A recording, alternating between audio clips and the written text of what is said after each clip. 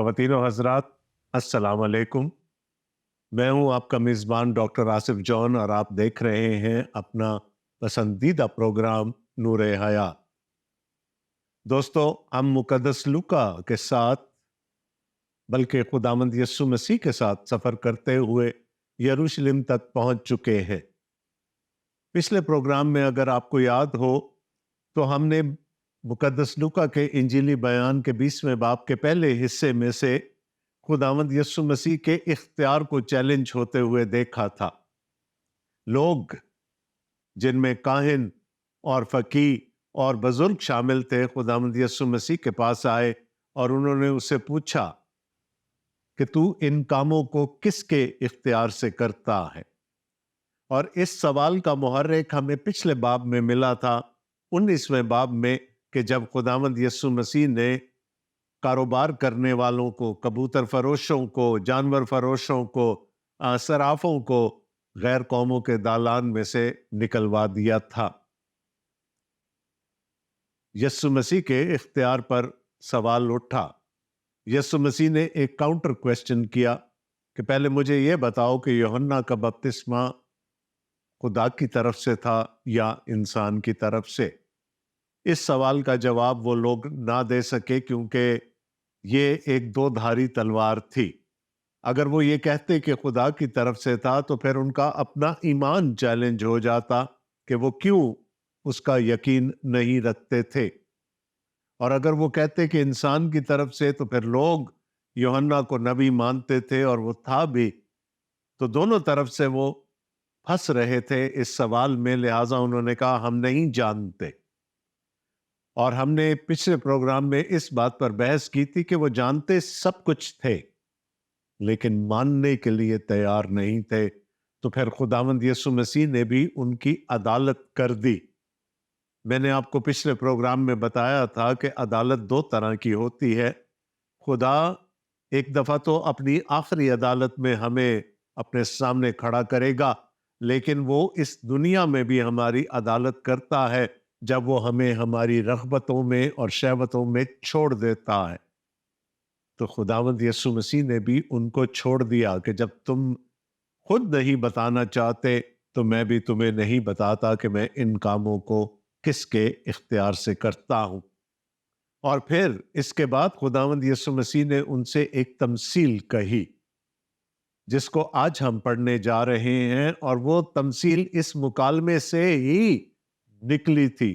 खुदावंद यीशु मसीह ने जो कुछ उन्होंने कहा था और जिस पर उन्होंने खुदावंद यीशु मसीह से बहस की थी उसको एक कहानी की सूरत में, एक तमसील की सूरत में पेश कर दिया। तो आइए देखते हैं कि लूका हमें क्या बताते हैं। मुकद्दस लूका का इंजीली बयान उसका 20वां बाब और उसकी 9वीं आयत से। इंजील जलील में लिखा है, फिर उसने लोगों से यह तमसील कहनी शुरू की कि एक शख्स ने ताकिस्तान लगाकर बागबानों को ठेके पर दिया और एक बड़ी मुद्दत के लिए परदेश चला गया। और फल के मौसम पर उसने एक नौकर बागबानों के पास भेजा ताकि वो ताकिस्तान के फल का हिस्सा उसे दे, लेकिन बागबानों ने उसको पीट कर खाली हाथ लौटा दिया। फिर उसने एक और नौकर भेजा, उन्होंने उसको भी पीट कर और बेइज्जत करके खाली हाथ लौटा दिया। फिर उसने तीसरा भेजा, उन्होंने उसको भी जख्मी करके निकाल दिया। इस पर ताकिस्तान के मालिक ने कहा कि क्या करूं, मैं अपने प्यारे बेटे को भेजूंगा, शायद उसका लिहाज करे। जब बागबानों ने उसे देखा तो आपस में सलाह करके कहा, यही वारिस है, इसे कत्ल करें कि मीरास हमारी हो जाए। बस उसको ताकिस्तान से बाहर निकाल कर कत्ल किया। अब ताकिस्तान का मालिक उनके साथ क्या करेगा? वो आकर उन बागबानों को हलाक करेगा और ताकिस्तान औरों को दे देगा। उन्होंने ये सुनकर कहा, खुदा ना करे। उसने उनकी तरफ देखकर कहा, फिर ये क्या लिखा है कि जिस पत्थर को मेमारों ने रद्द किया वही कोने के सिरे का पत्थर हो गया।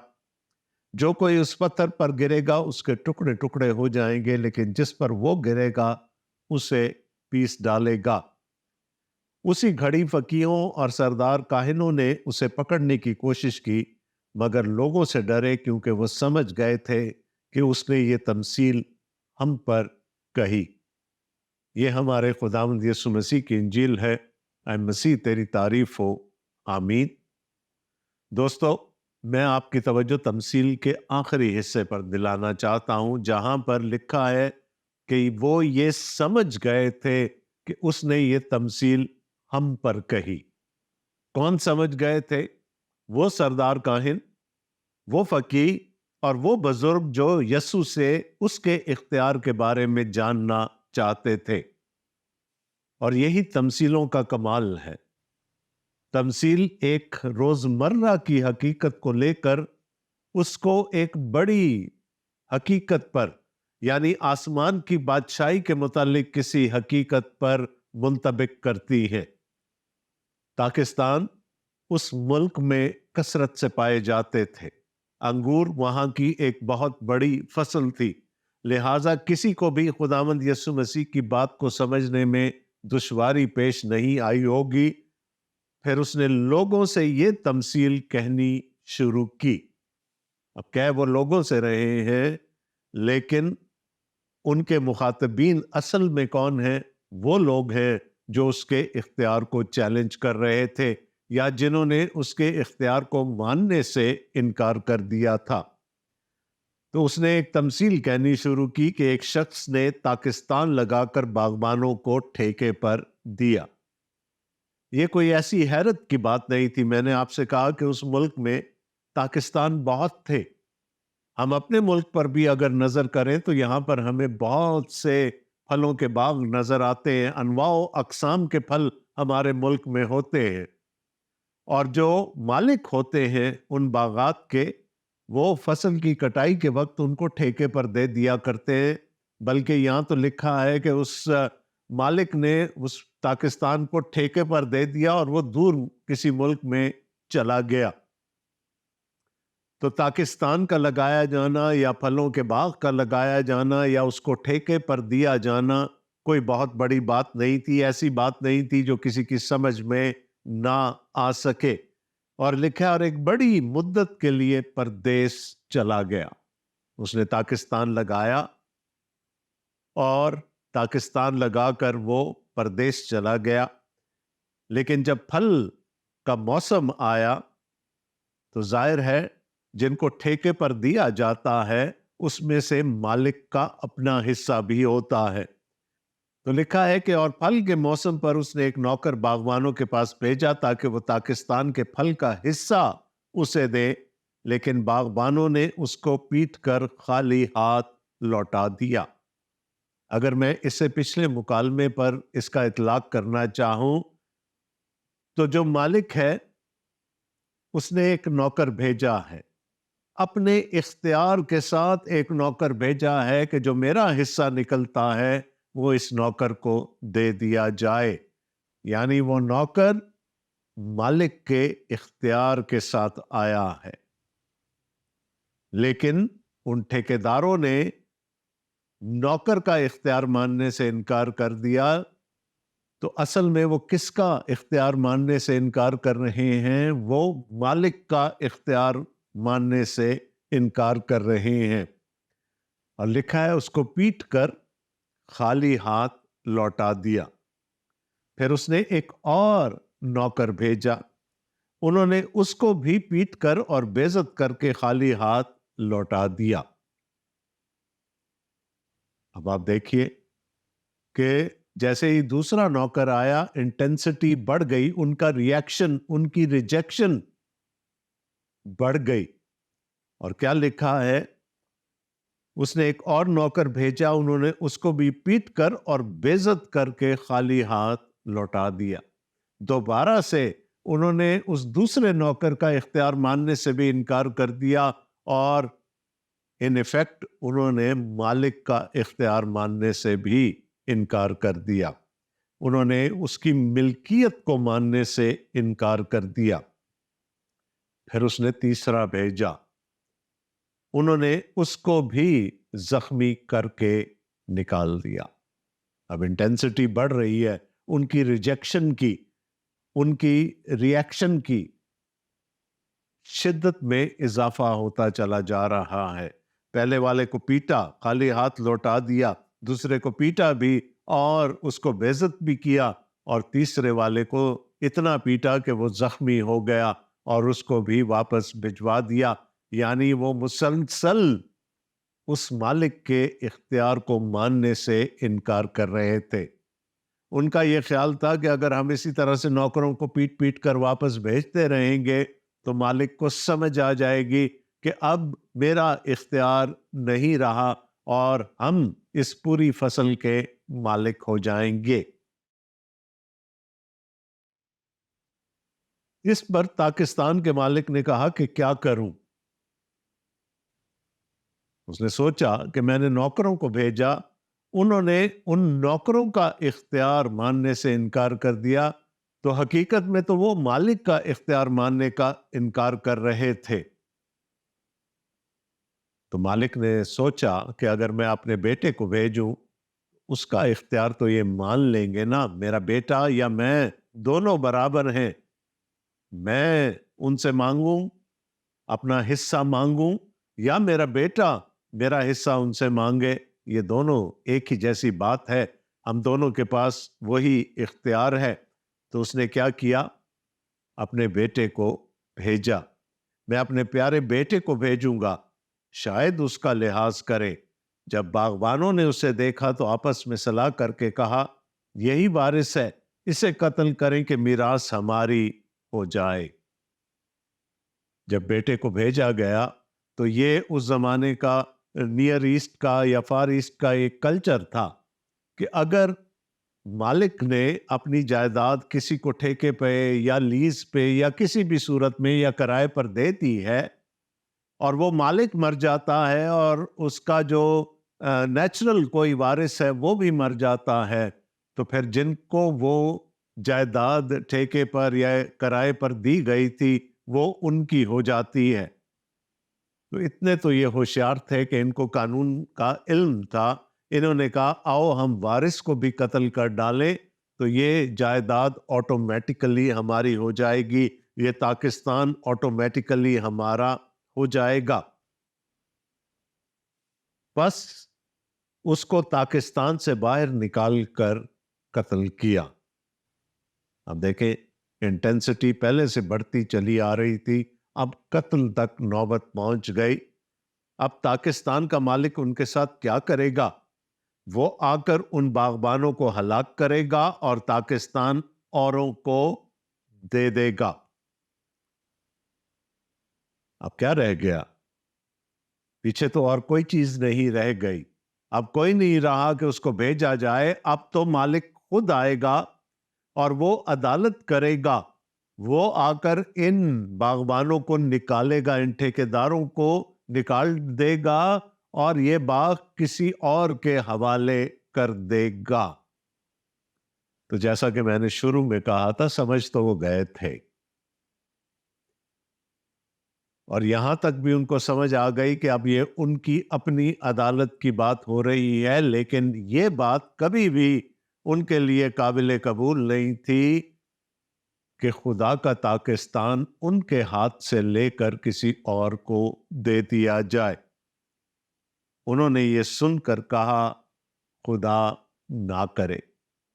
तो यीशु मसीह ने कहा अब तो कोई और सूरत बची ही नहीं है, अब तो बेटा तक कत्ल हो गया, तो अब क्या किया जाएगा। अब मालिक आकर खुद अदालत करेगा, वो मार डालेगा, वो निकाल डालेगा उनको जिन्होंने उसके बेटे को कत्ल किया है, और वो पाकिस्तान दूसरों के इख्तियार में दे देगा। और ये बात उनके लिए काबिल कबूल ना थी। जब उन्होंने ये कहा कि खुदा ना करे कि ऐसा हो, उसने उनकी तरफ देख कर कहा फिर ये क्या लिखा है कि जिस पत्थर को मेमारों ने रद्द किया वही कोने के सिरे का पत्थर हो गया।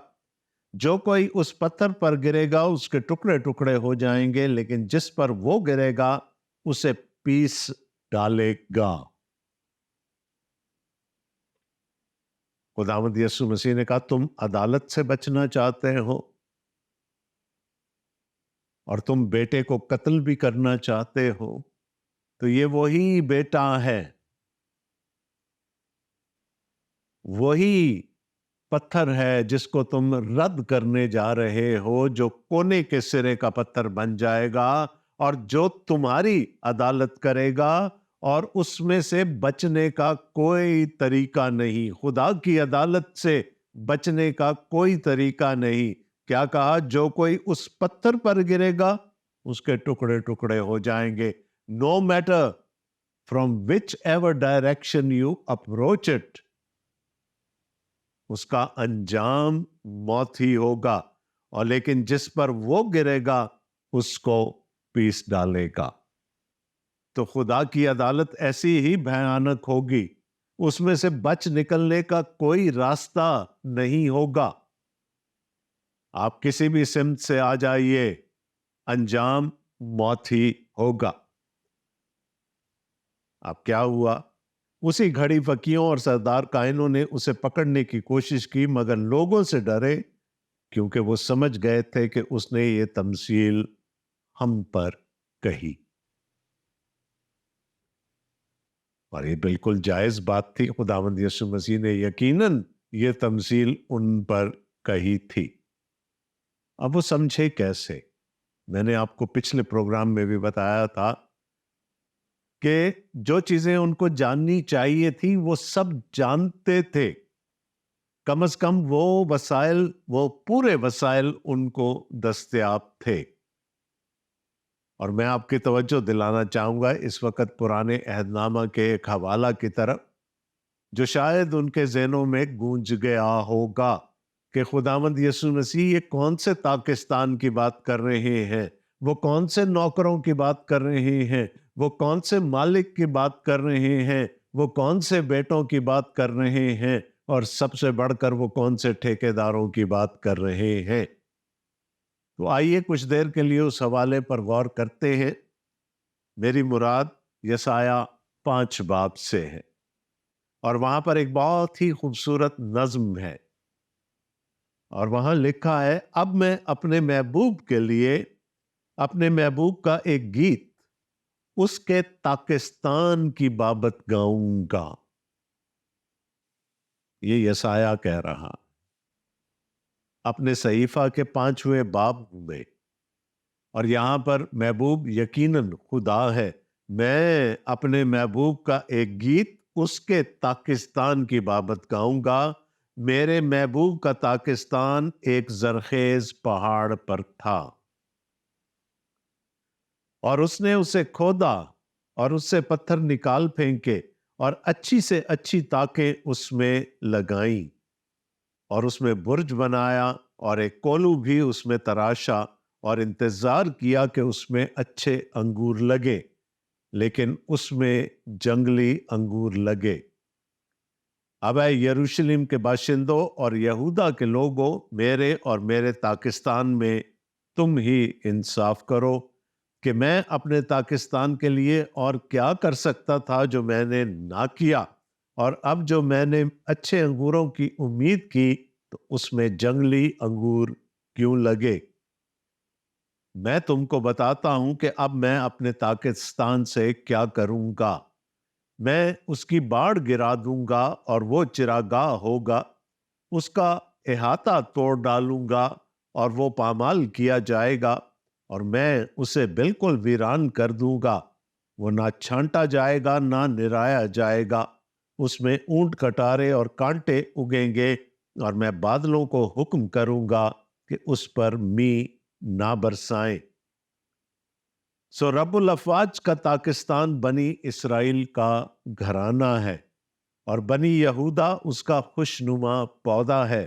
اس نے انصاف کا انتظار کیا پر خون ریزی دیکھی، وہ داد کا منتظر رہا پر فریاد سنی۔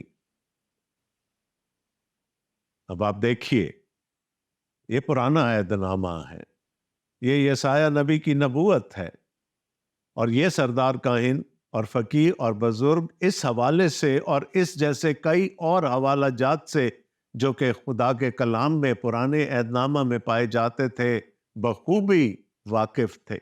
ان کو پتا تھا کہ جب خداوند یسوع مسیح پاکستان کی بات کر رہے ہیں تو وہ وہی پاکستان ہے جس کا ذکر یسایہ 5 باب میں ہوا تھا، کیونکہ خدا نے وہاں کہا تھا کہ میرا پاکستان اسرائیل کا گھرانہ ہے۔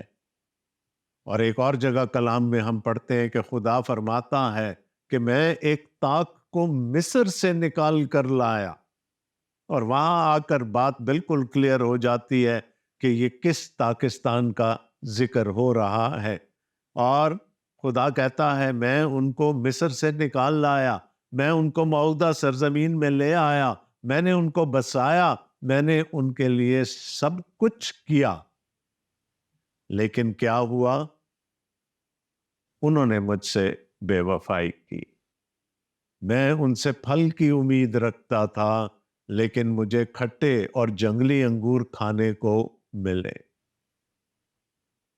تو خدا نے کہا کہ اگر ایسا ہوگا تو پھر میرے پاس ایک ہی راستہ رہ جائے گا کہ میں اس پاکستان کو برباد کر دوں۔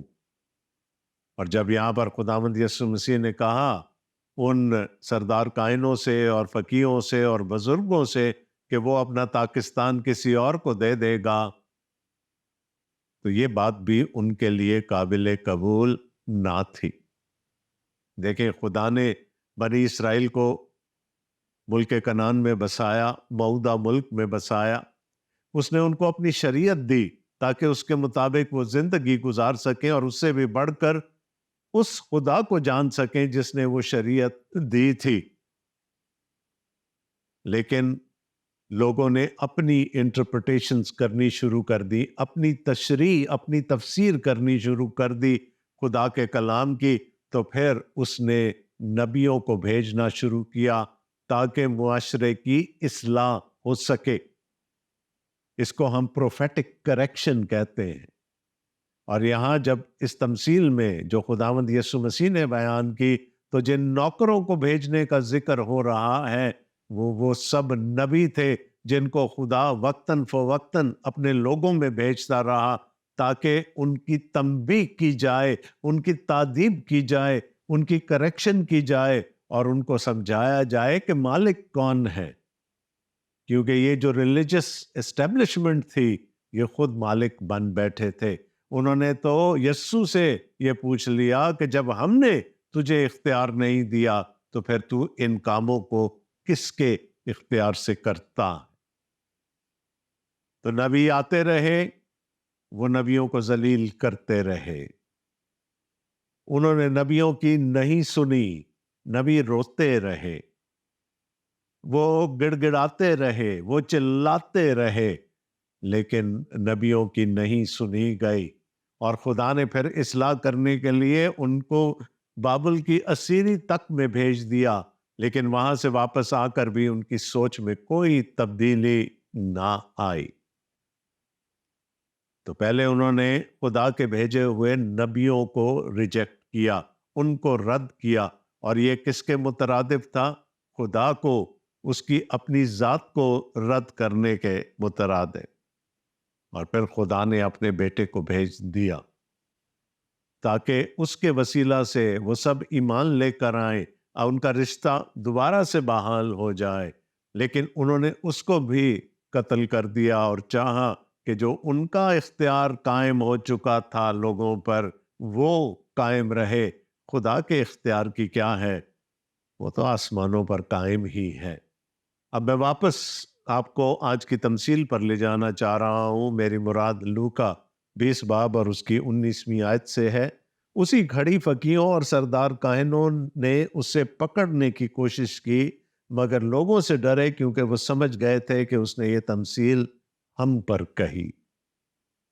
اتنی تو ان میں عقل تھی، اتنی تو ان میں سمجھ تھی، لیکن وہ اپنے آپ کو بدلنا نہیں چاہتے تھے۔ یسوع نے تمثیل میں کہا انہوں نے بیٹے کو قتل کر دیا، ابھی بیٹا قتل نہیں ہوا ہے۔ لیکن آخری آیت میں ہم کیا دیکھ رہے ہیں کہ انہوں نے اس کو پکڑنا چاہا تاکہ اس کو قتل کرے۔ وہ اس بات کو ثابت کر رہے تھے کہ اب وہ ریجیکشن کی آخری حد کو چھو چکے ہیں۔ انہوں نے خدا کے اختیار کو اس کے نبیوں کے اختیار کو، اس کے کلام کے اختیار کو اور اس کے بیٹے کے اختیار کو رد کر دیا۔ اب کوئی صورت نہیں تھی اس کے علاوہ کہ ان کی عدالت ہو۔ اور یسوع نے کہا میں بھی تمہیں نہیں بتاتا کہ میں ان کاموں کو کس کے اختیار سے کرتا ہوں۔ اس نے ان کو چھوڑ دیا ان کی حالت پر، ان کی عدالت ہو چکی۔ اور جو کچھ ہم نے یسایہ 5 باب سے پڑھا، خدا نے کیا کہا؟ میں اس کی باڑ کو گرا دوں گا، میں اس کو چراگاہ بنا دوں گا، ڈیسولیٹ، ویرانہ بن جائے گی۔ اور یہی کچھ ہوا۔ نہ ہیکل رہی، خداوند یسوع مسیح کی پیشگوئیوں کے بعد 70 عیسوی میں ہیکل بھی تاراج کر دی گئی۔ خدا کی حضوری کا نشان اسرائیل سے اٹھ گیا اور خدا نے پھر ان کو برباد کیا۔ تاریخ کو اگر آپ اٹھا کر دیکھ لیں تو کتنے مصائب ان پر آئے، لیکن پھر چونکہ پیچھے وہ وعدے موجود ہیں جو خدا نے ان کے باپ دادا یعنی ابراہم اور اسحاق اور یعقوب کے ساتھ کیے تھے، تو بھی خدا ان کو ہر مشکل میں سے نکال کر لاتا رہا۔ لیکن آخری عدالت اسی بات پر ہوگی کہ کیا انہوں نے خدا کے بیٹے کو قبول کیا یا رد کیا۔ مقدس یوحنا اپنے انجیلی بیان میں کہتے ہیں اس کے اپنوں نے اسے قبول نہ کیا۔ یہ اپنے ہی تو تھے نا، سردار کاہن، فقی، بزرگ، لیکن جتنوں نے اسے قبول کیا اب حد ٹوٹ گئی۔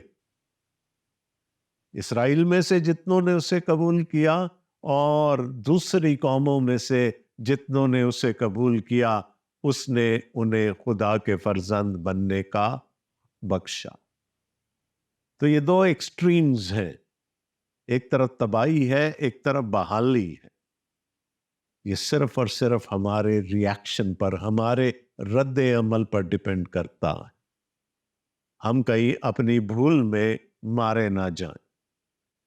ہمیں ایمان کی حد تک پہنچنا ہے، ہمیں خدا کے بھیجے ہوئے پر ایمان رکھنا ہے، ہمیں خدا پر ایمان رکھنا ہے، ہمیں اس کو جاننا ہے۔ خداوند آپ سب کو بڑی برکت دے، آمین۔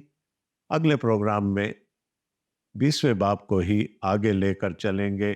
چند اور سوال ہیں لوگوں کے، چند اور جواب ہیں خداوند یسوع مسیح کے، ہم ان کو سیکھنے کی کوشش کریں گے۔